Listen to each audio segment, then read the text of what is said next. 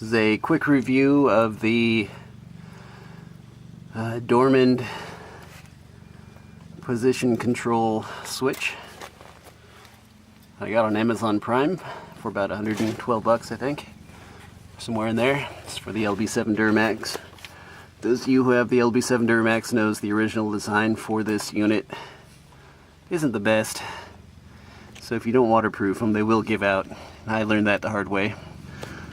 So get dielectric grease for your connectors and cover everything in some kind of sealant to keep it waterproof, because they will burn out. But I've had this on here for about a year now, and I live in Alaska and drove through all kinds of puddles and went road tripping through Canada and took this thing up the mountains for a couple of months, and it's been holding strong. So definitely worth the money.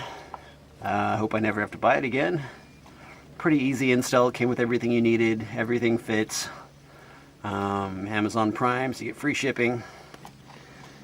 It's just letting you guys know it works, it fits, and if you need one, you'll know it. It's worth it. Decent price. Pick up some kind of sealant, some dielectric grease. You'll be just fine. All right, keep trucking.